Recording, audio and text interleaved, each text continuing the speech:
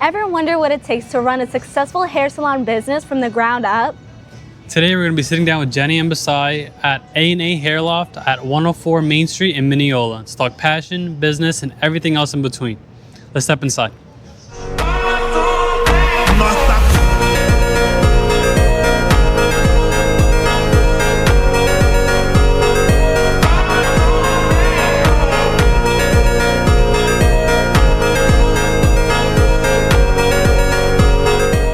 Hi, my name is Jenny, and I am currently the owner of A&A Hairloft here in Mineola.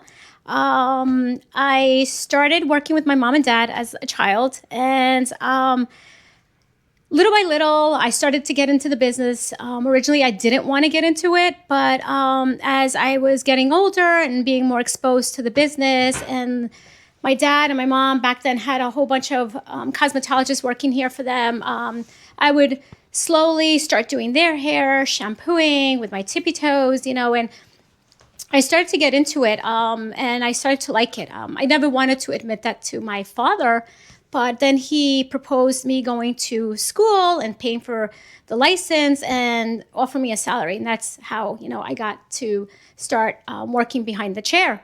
I think for right now, it's probably been almost 40 years that I've been working in the business on and off.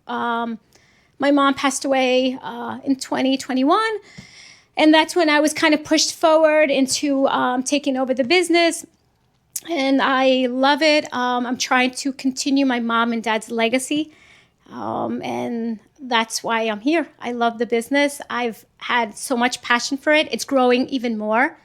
And I think it sparked again when I went back into taking a refresher course when I came back into the business, because I had taken like a 10-year break. I got married, had kids, and then I came back. But that ignited the passion in me again when I got to go to the Paul Mitchell Academy. And I was there with all these young girls. My brother said that I was a dinosaur in the industry, so he thought I should go to school and take a refresher course. And I've been here ever since. We're sitting down now with Jenny and Basai. And Basai, could you tell us a little bit about yourselves now? Yes, sure. Thank you. Thank you, Charlie and Samantha. Thank you for the interview and the opportunity to get to know a little bit more about the business, about A&A Hairloft. I got into the business about a year ago, I would say, or probably 2 years ago after COVID. Yeah.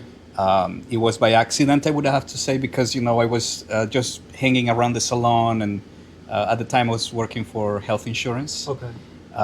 And due to the pandemic, I started working remotely, so I started spending a lot of time in the salon. And back in during the time of COVID, there were a lot of challenges for salon business owners in general, because there was a lot of restrictions, that were imposed on the businesses. So as I was working remotely, I remember I was just getting into assisting the stylists that were here in the salon, and just with very small stuff, mixing some colors and, helping wash the hair for some of the customers. And it kind of piqued my interest. So I do have a creative brain. So I love music, I love colors and art and all this stuff. So kind of like it fit into my personality. Yeah. So I started spending more time, and I started developing a passion for everything about beauty. Specifically for hair. Then I went into the hair school, and I started studying for the licensing, and that's where my eyes open up, into this field, this field that has so much to give. What I love about the industry is that it's not something that is stagnant. It's always evolving. There is always new trends. There is always new cuts. There is always something that piques your interest, Yeah. but challenges you, at the same time. So that challenge, in terms of becoming more, polish yourself a little more in the techniques, the colors, everything about it, creates kind of like a passion, inside. And as I started, developing the interest, I got kind of obsessed, with a lot of the training materials, such as the Masters of Balayage, and other resources. We started the transition between different color lines. Okay. Because my wife, Jen, she started with Paul Mitchell. She went to Paul Mitchell Academy, but she also was trained as a colorist with Goldwell. So she has obviously, she has more experience than me. But as I came along, we started exploring new lines of colors. And then, I started looking more into Wella, for example, and transitioning the colors from one line of color to another line. So that's very interesting because a lot of stylists, they just stick to one color and then they just become very into one line, which is good. Yeah. But I have been all over. So it hasn't been only Paul Mitchell, it has been Wella, it has been Redken, it has been other lines. I would have to say that, it's a universal language. When you're a colorist, when you're a stylist, you speak the same language. So one thing that I know is that when I meet another stylist, we talk the same. It doesn't matter where that person is from or what background is. We connect in a way that we understand each other. That's very rare in a business sense because a lot of business are very I don't know what the word is, compartmentalized.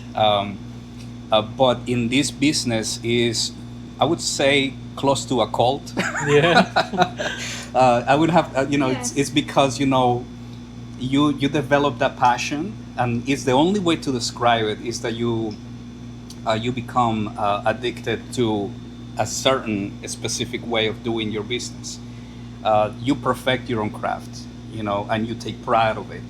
So you become more like involved into developing your own techniques, developing your own way of working. And that is something that is very rare, in business, because, the individualization and the personalization of the business is up to you, what you make it, I have heard many people in the industry say that, is 50-50, 50% personality, 50% talent. Yeah. I would have to say yes. A large part of it has to be with your personality. In terms of how successful you are throughout it. Correct. This business, you develop relationships. Yeah. So there is I would say a narrow amount of businesses where you develop that kind of relationships. I would have to say your doctor is one of them, the mechanic is another one, your dentist, and then your hairstylist. Okay. Yeah. Yeah, you don't trust that many people to touch your hair. Yeah. Because, once your hair is messed up, you don't go back to the same place. That's true. The same goes with a doctor. Once you find a good doctor, you would tend to stick to that doctor for the long term. Hairstylist is one of those things. There is people who have been coming to this business for generations. I would have to say, like, second generation now. And it is interesting that we have clients that come here 30, 40 years, and I've met the parents as I was growing up, and then I see their children and now grandchildren, and so it's wonderful because it's each salon builds its own culture, and has its own dynamics, and we're individuals, but at the same time we're like a team, and so not everybody fits into that dynamic, and so you have to look for special people who are able to fit and understand your clients' needs, so as you get to know them, they trust you, and boy, do they trust you. He started here in 2020, he started hanging out here, and he would see me with a client, and he would be working, and he'd be hearing the conversation. He'll turn around and look at me like, and then he's like, I'm like, it's like what they say in Vegas, right? What happens in Vegas stays in Vegas. What happens in the salon chair stays in the salon, So that is, they trust you with their hair, but they trust you with the other stuff too. And I know you were saying how Basai, you came in 2020, right? Yeah. Right. The pandemic. Yes. When was A&A Hairloft founded, in essence? So When did listen, it start? it's kind of like we merged. It's always been around since 1980, I think. But it was originally Antonio and Antoinette under my mom and dad. Okay. And then when I came in, I think in 2015, we wanted to condense it, so we tweaked it and we put A&A Hairloft just to make it more modern. Okay. But it's the same. It's we just wanted to make it more modern, but continue my mom and dad's legacy. And I know you were saying how it's 50% talent, 50% personality. Yes, and I say that to him a lot because I don't want him to depend just on his skills. Uh-huh. It's also building trust with your client, and rapport, and so he's learning that now, because listen, you could be very good, but you don't connect with everybody. That's true. And you can connect with the client and not be that great, but because they like you, they'll look for you. So in this business is very critical that you calculate your margins and you calculate how much you have at the end of the month after all your expenses. Is very individualized in the sense that you have a lot of stylists that it's different structures. You will see salons that work on a commission structure. Other salons they work on an hourly rate. Other salons work on a self-employment agreement. So it's not one size fits all. So a lot of these big salons, because they had a bigger overhead, they were not able to sustain or maintain that for a long term. I was speaking to one of the ladies that came today actually to get a cut. She said that she closed the salon for, I don't know if you heard, but she closed the salon for like 2 years, I think, almost. So Well, yeah, she actually she was very unique in terms of her place because she worked in the nursing homes and they were really, really hard. They were hit hard, during the pandemic. And so she had to close her salon, which is in those places like assisted living, so she wasn't able to open because that nursing homes and assisted livings were really, people were dying, unfortunately, the older, people, and which, I think to our situation is so unique because back then it was, we've always had 5 to 6 chairs, but there was only 3 of us working at that time. And what happened was we had enough space to separate and put a station in between us. It was kind of great because in the big salon with the 15-20 stylists, every chair is being used. So then you have to tell 10 stylists to stay home and another 10 that can come to work. When I did work in a big salon,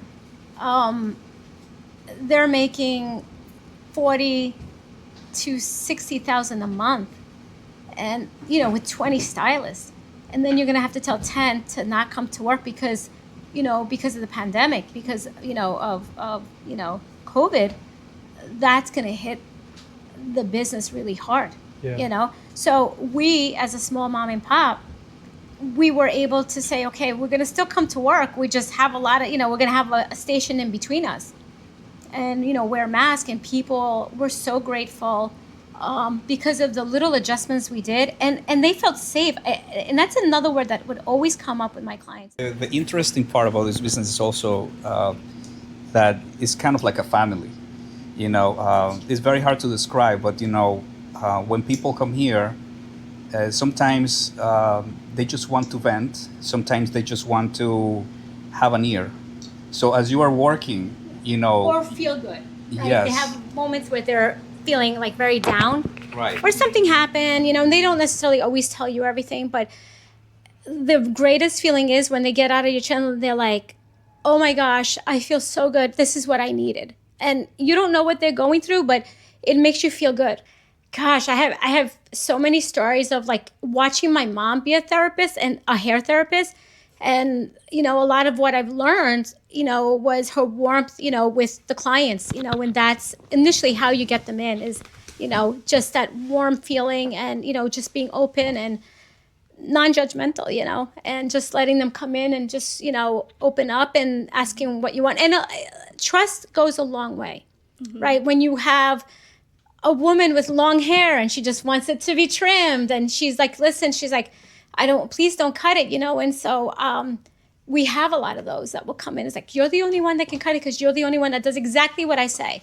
So, it's just so many different types of scenarios, and it's great to be servicing, the community here in Mineola for so long. Well, I know there's many salons out there as well, and you gave a little bit of touch about how when people enter your salon, you create that like family culture, a safe space. Correct, yes. Is there anything else that makes your salons stand out compared to other salons? I think that the feedback that I get from a lot of clients is that the fact that when they come in here, they don't feel intimidated. A lot of salons, I'd have to say mainly the big salons, they feel like just a number, and it's just another person, and there's no relationship, and they've. One of the biggest compliments that I just got maybe like 2 weeks ago was a young lady that came in here to get a balayage. And she sat in this chair and she said to me, she goes, I always feel so much peace when I come here. And I was like, and a lot of people tell us that, right?